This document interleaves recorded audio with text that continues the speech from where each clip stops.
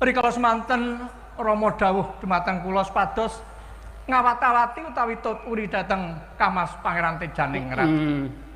Nanging kula kecalan lacak Rama kelangan enggo. nggih. Pramila kula wangsul sowan ngersanipun Rama. Nanging wis tekan Gondang Lipura. Nggih, sampun Rama. Ya, muga-muga slamet. Nggih.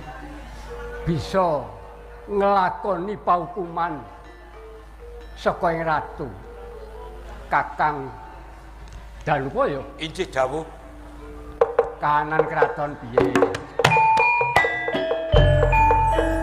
Apa ya kanung?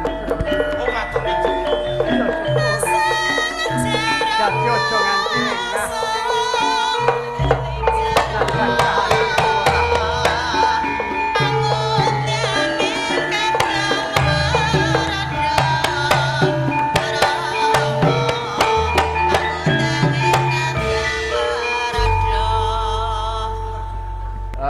Temunggung saroni ana apa kok keringete dlaweran ambakamu mengos-mengos doyak macan wonten prainggan wonten blagung persenawan wonten kademangan beto blok jagung larang terus dadi ana pawongan ngamuk ana ing Praja Mataram. Lah prajurit piye? Kok ora bisa nanggulangi? Sedaya prajurit sampun kula utus namung mboten saged nandangi kridanipun. Kabeh kalah, mundur. Njur piye kahanan kok ngene, Pangeran? Nggih, papunten Kanjeng Rama. Menawi kraton Mataram menika wonten paramuka utawi mengsah, mangke kula ugi ingkang badhe merantasi Kanjeng Rama. Kowe agul-agule bapak. Nggih. Yen ana geger kaya kene lan Danupaya Injih. age-age dilermake ora diingu dadi ndladrah.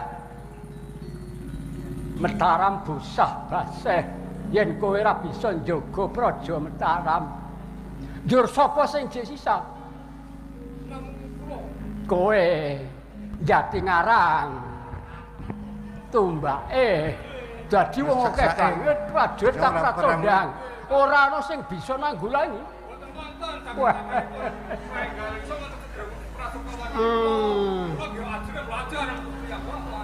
Santai wae. Kowe wedi. Iya. Mulane teles. Ngoyo kowe. Ayo. Aja kesusu. Beteng ditutup. Beteng ditutup.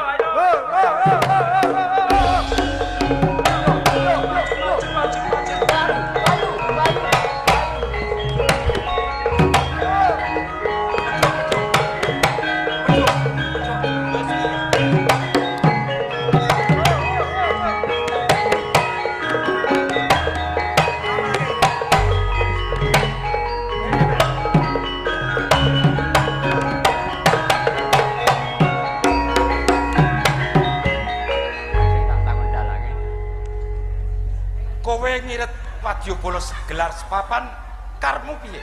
Ya, tak jojo. Niatku aku kepengin ngrebut Mataram. Piye? Aku kepengin ngrebut Mataram. Lire. Jalaran aku ora darujuk yen Kanjeng Sultan Agung sing duweni panguwasa. Oh ngono. Iya, ketok lorikmu. Sing mandhegani kraeng-kraeng ki sapa? aku. Kowe. Kang aran sapa kowe? Trunajaya. Trunajaya. Piye? Kowe aja wani-wani gawe rusuh ning Kraton Mataram. Jalaran Kraton Mataram iki putrane. Sapa kowe? Merantasi anane rusuh ing Mataram. Sapa kowe? Aku kang aran Pangeran Puger. Pangeran Puger. Iya. Lan kowe? Ditepungake wae perangka dalem ning Kasultanan Mataram. Sapa? Danupaya asalane. Danupaya. Danupaya. Iya. Pangeran Puger. Piye, Arep dikaya apa? Niatku kepengin ngrebut Mataram. Mula entuk-rentuk Mataram bakal ndak jaluk. Kowe kudu bali saka Pak. Ora.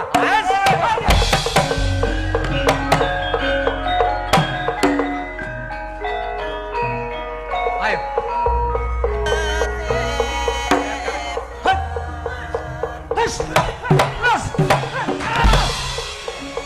Pisan wae.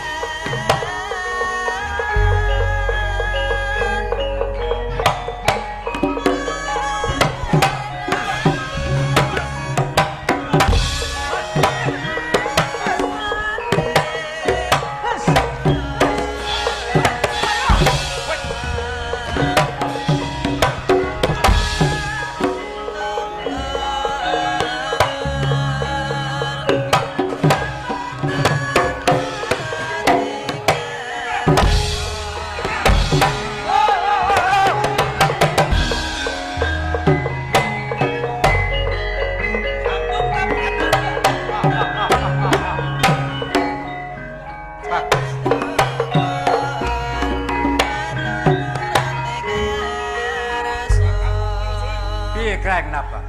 Prajurit Lasander muncati saka palahan. Gaweanmu bagus. Iki sing ndak karepke. Iya, Mula Seksenono. Rene Mataram saiki kumplang, saiki aku tak takon karo kowe. Sing kudu lenggah dadi ratu ganti Sultan Agung kuwi mau sapa? sarane aku dadi andamu.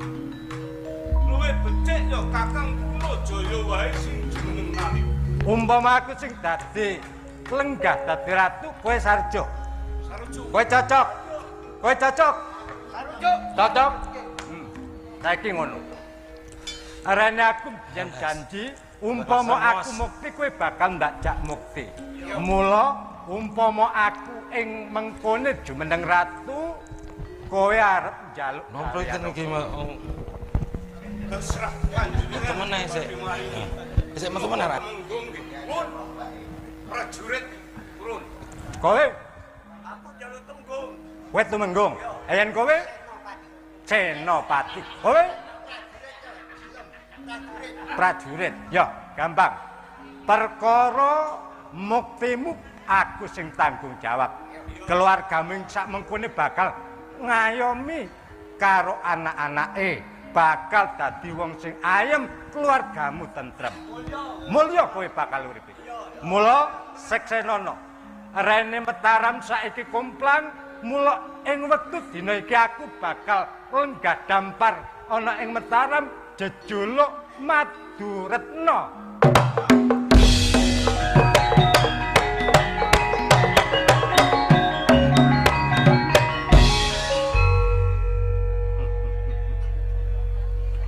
Diwarake marang kabeh para kawula. Yen wektu dina iki sing jumeneng ratu ning Mataram ya Panembahan Maduretna. Yo. Panembahan Maduretna. Kenapa?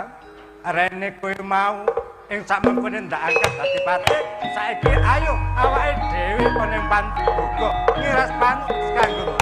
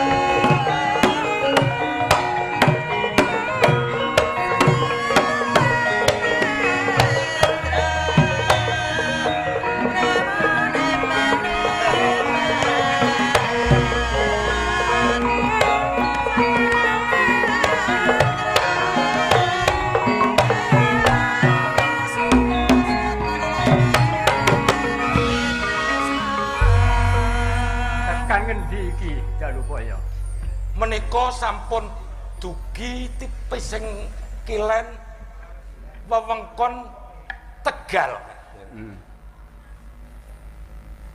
Wis tekan wewengkon Tegal. Injih. Jawa iring kulon. Injih, Jawa iring kilen. Awak lungkrah. Lungkrah kaya di lolosi otot bebayuku. Nelak aku kepengin ngombe golekno degan. Oh ngaten, nggih. Monggo Rama Prasuni.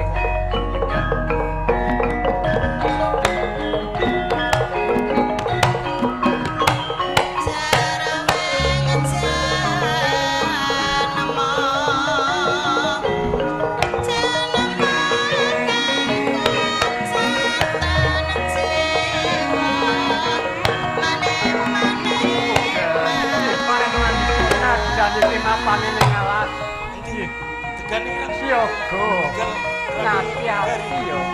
Nggih. Sendika Rama. Pirang brigodo gunungan si prajurit. Nggih. Rama sampun. Aja nganti leno. Bab negara Mataram geger awake dhewe wis keplayu. Tekan Brangkulon. Arep dikaya ngopo? Tampil garing. Siaga ora nalani. Nggih. Ngestaken dawuh Rama. Rama sampun kuwatos. Bapak saya tuwa. Tenaga wis Tegal. Rasa kaya tepes bebayuku. Nonton kahanan. Geger Praja Mataram. Lah iki teko.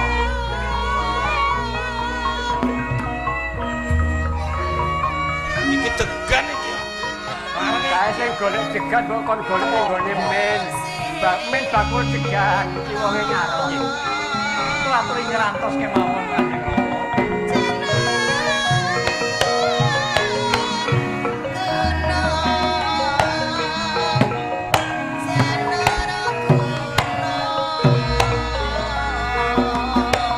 Delok ini kambing. Kambing gorene.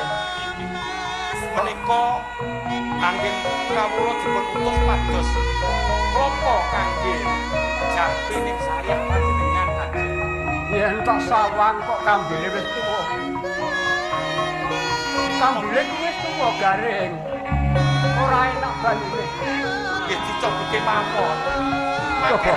Sariranipun panjenengan mantun anggenipun lumrah Kanjeng. Kene. Tak ngombe. Nggih, monggo Rama. Kok ora enak banyune. Terus pundi Kanjeng? Kambile garing. Banyune ora enak. Besok rejaning jaman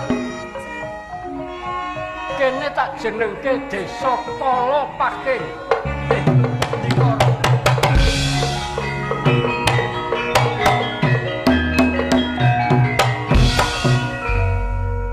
dalu po yo. Injih katimbalan. Ayo dibacet lakune. Ndak nganti.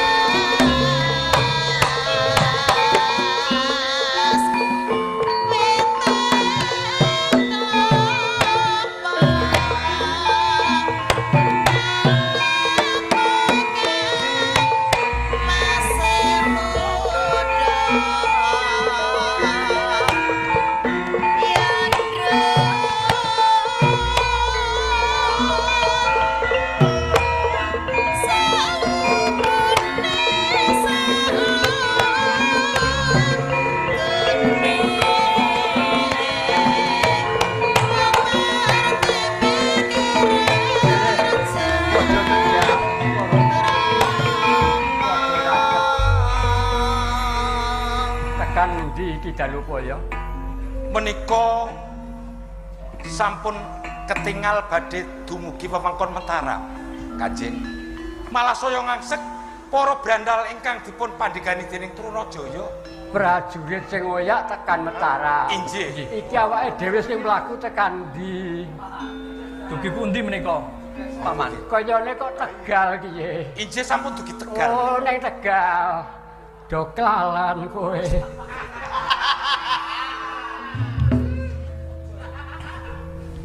Lah kae sapa mlayu kae? Klambine abang po mlayu kae. Menika Kang Putra. Mas pengantikane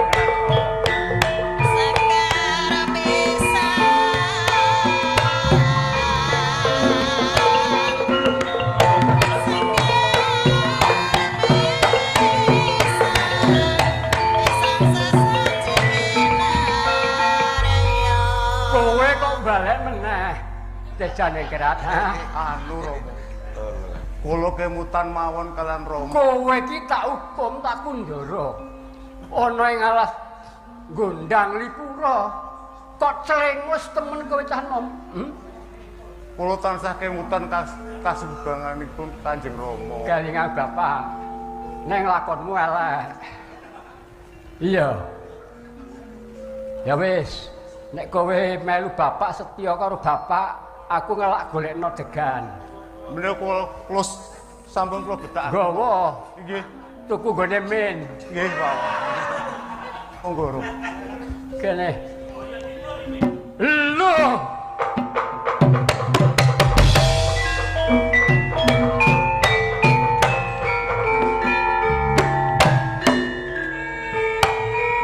Degan iki tok wis panas. Aku ngerti tejane kerat. Yen toh kowe ngege patiku. Iya. Kowe ngege patiku. Boten Rama. Kowe ngege patiku.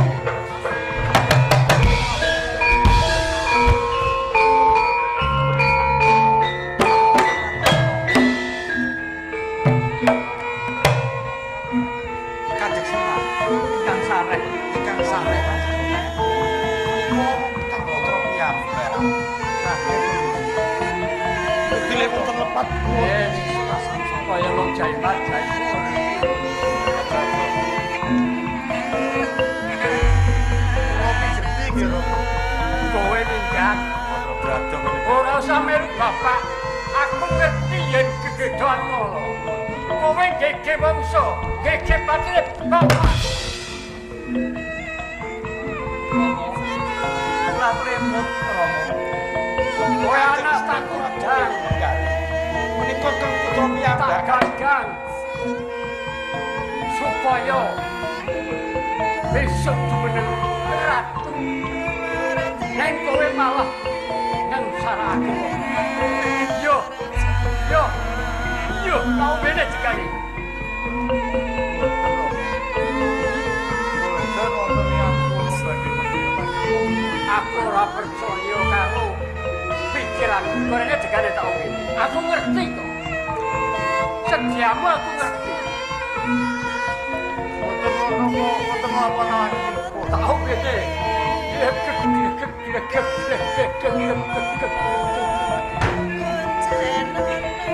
Tak kalune. Boten Sakwis sing ngombe degan. Aku ora weruh, mataku pedeng. Kenging Danu kaya, Untuk Kanjeng. danu kaya marani yang.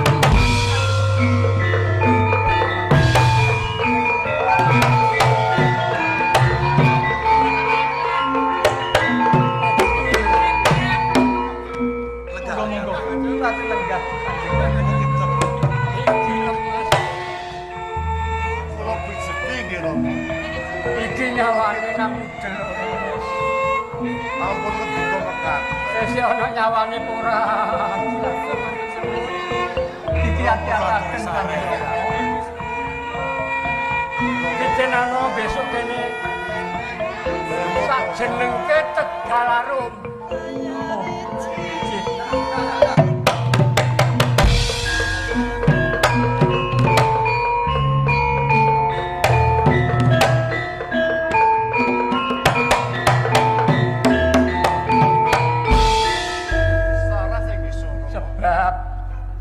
lemah sak kiwa tengene kene iki gandane arum. Oh ngaten Kanjeng. Nggih, Rama. Kanggo petilasan besok kene jenenge Tegalarum. Tegalarung. Tegalarung nggih, Rama. Nggih, nggih. Wis ngono aja seneng-seneng aku mati ya.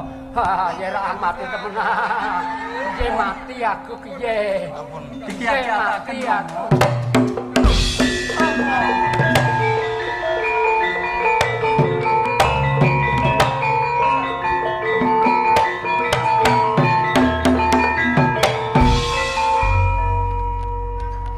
Paman Danupaya Injih kados pundi nggih?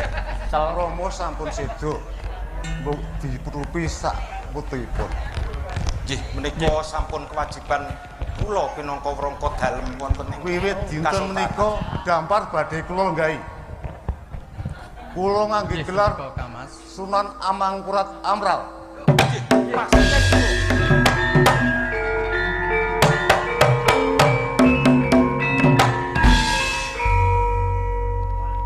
Siwa Sindurjo Sidupaya.